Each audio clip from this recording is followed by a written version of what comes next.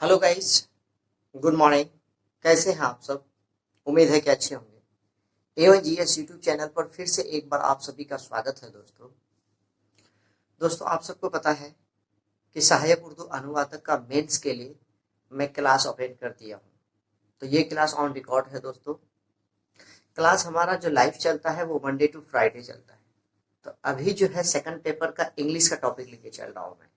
कई student comment करते हैं कि सर आप अभी ग्रामर पढ़ रहे हैं। देखिए, मैं पूरा ग्रामर तो आपको पढ़ा नहीं सकता हूँ, पूरा ग्रामर पढ़ने की जरूरत नहीं है। लेकिन जो आपको पैराग्राफ आएगा दोस्तों, उस पैराग्राफ को सेंटेंस के रूप में किस तरह से बनाएंगे आप, जब तक कि आपको ग्रामर की छोटी छोटी बातें याद ना हो, छोटी छोटी बातों को आप सही से सेंटेंस के रूप में बैठा ना सके, तब तक आप सेंटेंस सही कर लेंगे? कतई नहीं सही कर पाएंगे। इसमें से कई लोग हैं जिसको पढ़ा हुआ है, जो पढ़े हुए हैं, बहुत अच्छा है, वेल है बाबू, ठीक है। लेकिन इसमें कई स्टूडेंट अगर दो चार के कारण अगर मैं ऐसा करूं कि नहीं आप तो जानते हैं और नहीं पढ़ाऊं, तो फिर वो वंचित रह जाएंगे इनसे। तो ऐसा नहीं है, मुझे सबको मद्देनजर लेते चलना है और सबको देखते हुए सही से सबको इक्वल में लाना है भाई, ठीक है। तो इसके लिए क्या करना है कि मैं ज्यादा नहीं, आपको 4 या 5 क्लास दूंगा, जिसमें से पूरा टेंस कंप्लीट कर दूंगा मैं। पिछला वीडियो 40 मिनट का लिया था, तो लगभग ग्रामर को हम शुरू से लेकर के आपको प्रेजेंट टेंस का इंडेफिनिट तक पढ़ा चुका हूँ, ठीक है। आज जो लेके आया हूँ वो प्रेजेंट टेंस का दूसरा फॉर्म, यानी रूल नंबर 2। तो रूल नंबर 2 में क्या है भाई कि प्रेजेंट इम्परफेक्ट टेंस होगा। अब इम्परफेक्ट टेंस देखिए, कहता है कि कहावत भी हम लोग जब पढ़ाई करते थे या अभी भी सुनते हैं कि जो टेंस पढ़ लिया वो दुनिया पढ़ लिया, जो टेंस पढ़ लिया वो इंग्लिश सीख लिया, जो टेंस पढ़ लिया वो सेंटेंस बनाना सीख लिया, जो टेंस पढ़ लिया वो कुछ भी लिखना शुरू कर दिया। तो यही है असल जड़ है क्या, टेंस, ठीक है दोस्तों। तो इसलिए इस भाषा में, ऐसे अपने भाषा में, अपने लैंग्वेज में आपको बता रहा हूं कि कोई किताब पढ़ने की, किसी से पूछने की जरूरत नहीं होगा। मैं एक एक वर्ड आपको क्लियर कराते जाता हूं दोस्तों। तो आज का जो टॉपिक है वो बहुत ही लेक्चर 2 होगा आज। और इस लेक्चर 2 में हो गए क्या, present imperfect tense, rule number 2। हम कैसे पहचानेंगे प्रेजेंट इम्परफेक्ट का ये सेंटेंस है? तो ध्यान से सुनिए मेरी बातों को। जिस हिंदी ट्रांसलेट के अंत में कोई भी पैराग्राफ आपका लिखा रहेगा, उसके आखिर में आपको पकड़ना है कि अगर रहा है, कौमा, रही है, कौमा, रहे हैं लगा रहा, तो उसमें इज आर एम का प्रयोग करेंगे, ठीक है। साथ ही साथ भर्ब का चौथा रूप लगाएंगे, ठीक। अब चौथा रूप क्या है दोस्तों? जैसे गो बताया था मैंने, तो गो फर्स्ट रूप है, उसमें आईएनजी जोड़ देंगे, ठीक है। कोई भी वर्ड है उसमें आईएनजी लगा देने से चौथा रूप बन जाता है।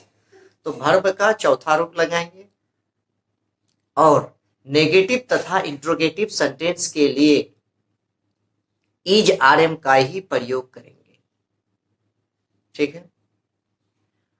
अब इसी बात को कई स्टूडेंट कहते हैं कि सर ऑन बोर्ड पर लिखिए। तो ठीक है, मैं बोर्ड पर लिखता हूं। अब इसके साथ जैसे एग्जाम्पल है, दो दो एग्जाम्पल भी दूंगा, ठीक है। तो ध्यान से देखिए, मैं बोर्ड पर लिख रहा हूं दोस्तों। रूल नंबर 2, पहचानने का नियम।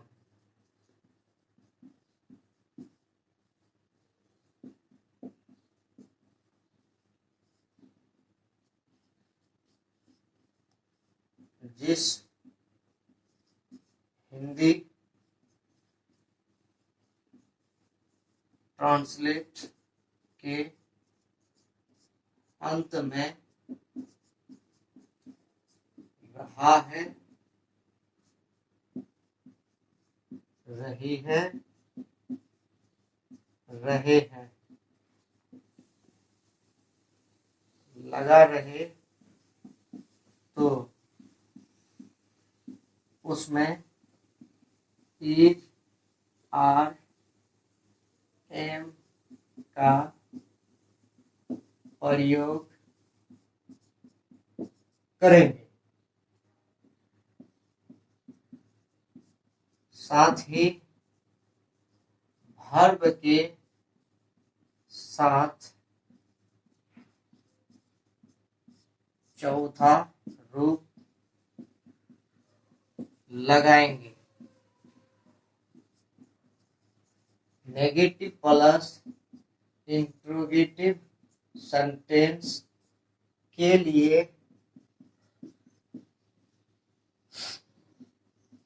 एच आर एम का ही प्रयोग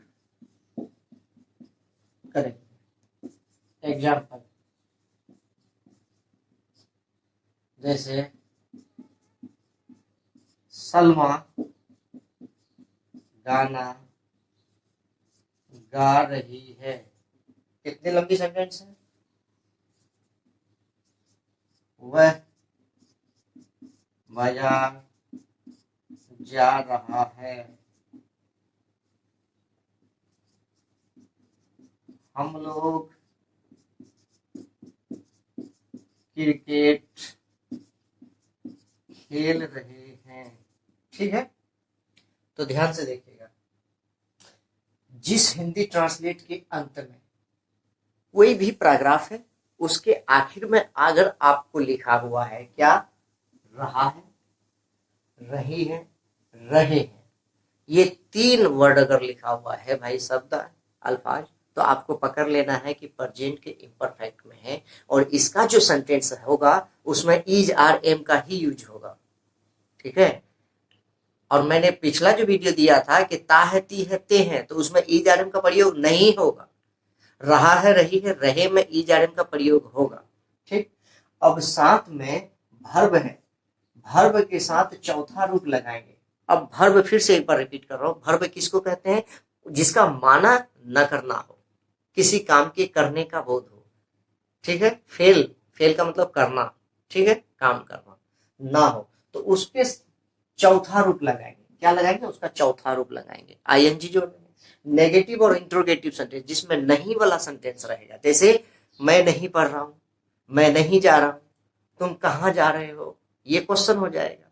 ठीक है, तुमने क्या किया, क्या कर रहे हो, ठीक है, रह रही है, तो जैसे क्वेश्चन पूछेगा तो इंट्रोगेटिव, जिसमें नहीं रहेगा तो नेगेटिव सेंटेंस होगा। तो इसके साथ जो बनाएंगे हम इज आर एम का ही प्रयोग करेंगे। क्या लगाएंगे? इज आर एम का ही प्रयोग करेंगे। ठीक है, तो एग्जाम्पल है जैसे सलमा गाना गा रही है। अब मैंने बताया था कि सेंटेंस जो है वो 6 प्रकार के होते हैं, वाक्य, जुमला। सलमा गाना गा रही है, 1 हुआ। सलमा गाना नहीं गा रही है, 2। क्या सलमा गाना गा रही है, 3। क्या सलमा गाना नहीं गा रही है, 4। सलमा गाना क्यों गा रही है, 5। सलमा गाना क्यों नहीं गा रही है, 6। 6 किस्म के एक सेंटेंस बनते हैं। ठीक है, तो इसी प्रकार सलमा गाना गा रही है तो क्या बनेगा, सलमा। यहाँ सलमा जो है ये 3rd पर्सन है, किसी का नाम है जो यहाँ प्रेजेंट में नहीं है भाई, तो ठीक है, वो क्या, सलमा। अब सलमा के साथ क्या लगेगा, तो सलमा इज क्या कर रही है, तो गाना गा रही है। Salma is singing a song, sing मैंने गाना, इसमें आईएनजी जोड़ देंगे। ठीक है, Salma is singing a song. अब ए क्यों लगाया, तो ए इसलिए लगा कि एक साथ में वो कितना गाना गाएगा, तो एक, इसलिए ए का प्रयोग होता है। ठीक है, वह बाजार जा रहा है, तो वह या नहीं, तो इज, ही इज गोइंग। जैसे ही गो V1 है, इसमें आईएनजी जोड़ दिया, ही इज गोइंग, कहाँ जा रहा है भाई, टू मार्केट। अब ये टू का प्रयोग क्यों हुआ दोस्तों, टू इसलिए हुआ कि जब टू प्रीपोजिशन है, टू क्या है, प्रीपोजिशन है। जब कोई भी 2 वर्ड को जोड़ने का काम करता है प्रीपोजिशन, रिलेशन का संबंध बनाता है प्रीपोजिशन। और यहाँ जो है जैसे मार्केट, मान लीजिए मेरा घर यहाँ है, मेरा घर से दिशा है उत्तर, उत्तर तरफ मार्केट है, तो उत्तर दिशा से पहले हम टू का भी प्रयोग करेंगे। जैसे मैं स्कूल जाता हूँ या मैं स्कूल जा रहा हूँ, I am going to school. ठीक है, टू का मीनिंग तो यहाँ कुछ नहीं लगा, लेकिन टू दिशा से पहले लगता है। दूसरी बात कि टू जो है प्रीपोजिशन है, 2 शब्दों को संबंध भी जोड़ता है ये। ठीक है, उसके बाद हम लोग क्रिकेट खेल रहे हैं, तो हम लोग क्या हो जाएगा, वी आर प्लेइंग, क्या होगा, वी आर प्लेइंग क्रिकेट। ठीक है भाई, अब इसी को अगर हम बनाएंगे negative, Salma is singing a song, तो Salma is not singing a song. कहेंगे क्या सलमा गाना गा रही है, तो is Salma singing a song, is Salma not singing a song. ठीक है, इस तरह से सेंटेंस बनेगा। तो ये रूल नंबर 2, आई होप के आपको कंप्लीट हो गया, राइट। अब चलता हूं मैं लेके रूल नंबर 3 में। इसमें रूल नंबर 3, अब 3 क्या है दोस्तों, तो देखिएगा। डस्टर तो कहाँ रख दिया है मैं अभी।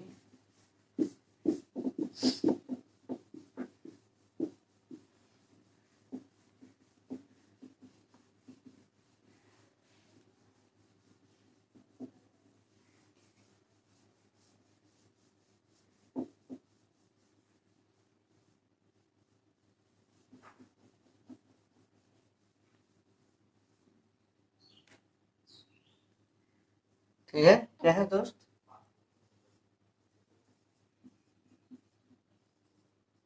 Rule number 3।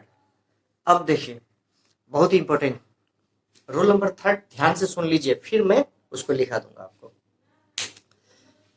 रूल नंबर 3 यानी प्रेजेंट टेंस के तीसरा फॉर्म।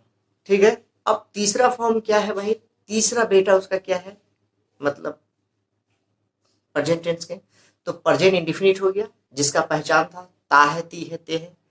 दूसरा था प्रेजेंट इम्परफेक्ट, रहा है, रही है, रहे हैं। अब तीसरा होगा चुका है, चुकी है, चुके हैं।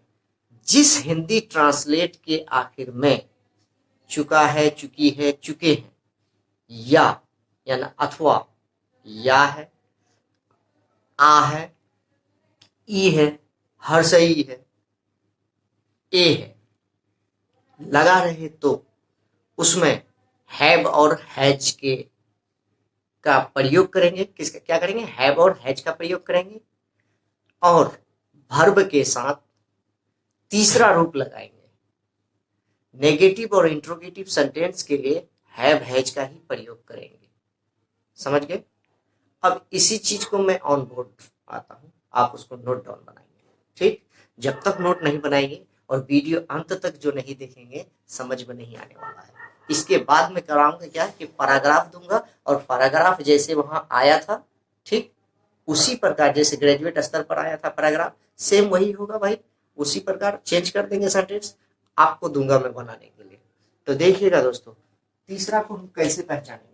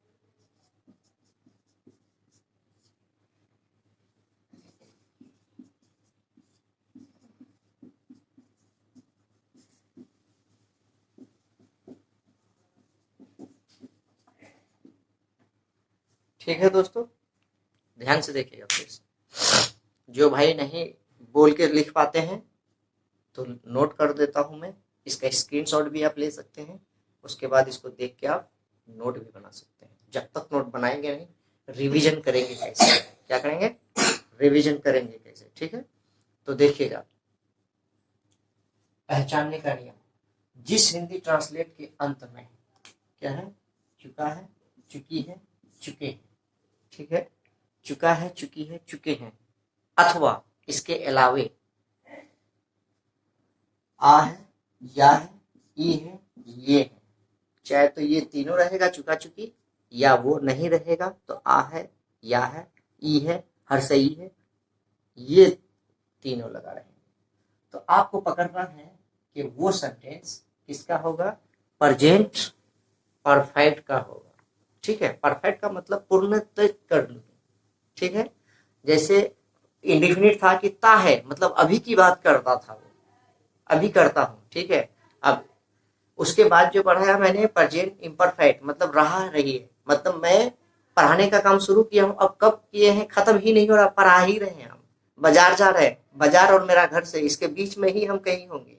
और चुका मतलब मैं बाजार पहुंच चुका हूँ, मैं बाजार जा चुका हूँ, तो इसका मतलब मैं रास्ते में नहीं हूँ या घर में, मैं बाजार में ही हूँ, मैं मार्केट कर रहा हूँ, ये हुआ सर, ठीक है। तो इसमें हैव और हैज का प्रयोग करेंगे, क्या लगाएंगे, हैव और हैज का प्रयोग करेंगे, ठीक है। साथ में वर्ब का जो है वो तीसरा रूप लगाएंगे। अब देखिए, आप V1 को भी पढ़ लिया, V5 को भी पढ़ लिया, और V कितना 4 को भी पढ़ लिया, और थर्ड को भी पढ़ लिया। अब 2 का प्रयोग नहीं हुआ, 2 हम नेक्स्ट पार्ट में पढ़ाएंगे आपको, ठीक है। तो तीसरा रूप लगाएंगे। नेगेटिव तथा इंट्रोगेटिव सेंटेंस के लिए हैव और हैज का ही प्रयोग करेंगे, ठीक है। तो अब एग्जांपल मैंने दे रहा हूं कि मैं पत्र लिख चुका हूं, क्या है भाई, मैं पत्र लिख चुका हूं, या मैंने पत्र लिखा है, बोथ आर सेम सेंटेंस, ठीक है। मैं पत्र लिख चुका हूं, या मैं पत्र लिखा हूं, या मैंने पत्र लिखा हूं, ठीक है, एक ही सेंटेंस है। इस तरह से भी रहेगा, हम लोग बाजार गए हैं, या हम लोग बाजार जा चुके हैं, दोनों सेंटेंस एक ही है, ऐसे पकड़िएगा, कहीं चुका देगा या कहीं गए, इसके बदले में रहेगा, ठीक है। सलमा किताब पढ़ चुकी है, तो सलमा या सलमा किताब पढ़ी है, ठीक है, दोनों सेम सेंटेंस है। तो इसका ट्रांसलेट हमको बना के आप कमेंट करके लिखिएगा, देखते हैं किसका सही आता है दोस्तों, ठीक है।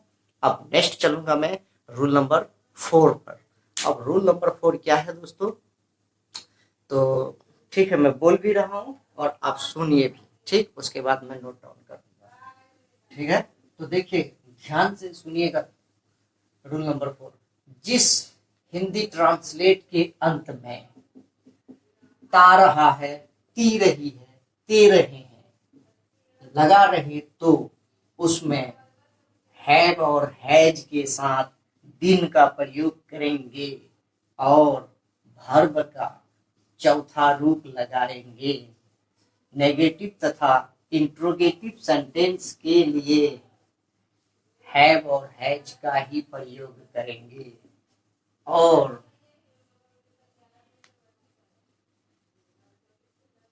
आखिर में सिंस और फोर का भी प्रयोग करेंगे, ठीक है। सुन लिया आपने, अब मैं लिख रहा हूं, उसके बाद आपको समझाएंगे। देखिए,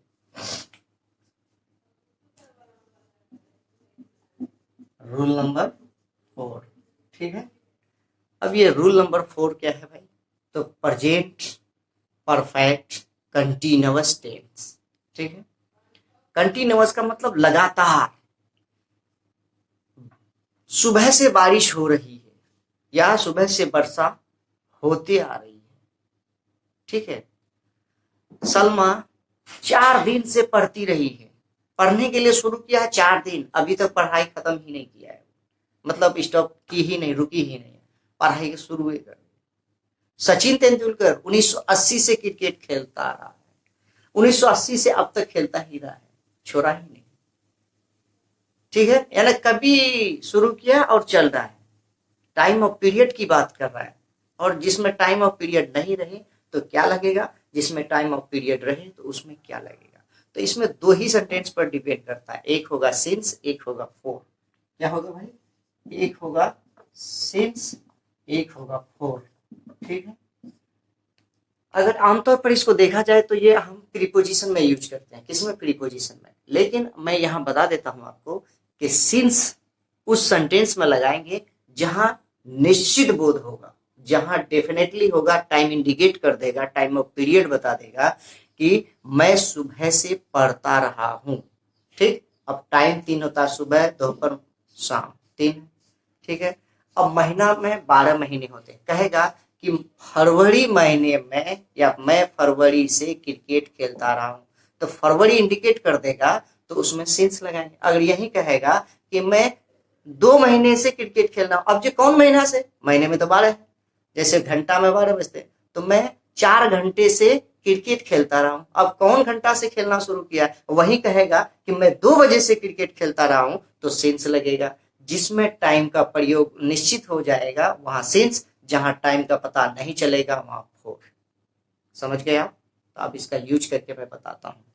मैं सुबह से पढ़ता हूं, ठीक है, या मैं पढ़ता हूं, ऐसे भी बना सकते हैं। तो आई हैव, क्या लगेगा? I have been reading.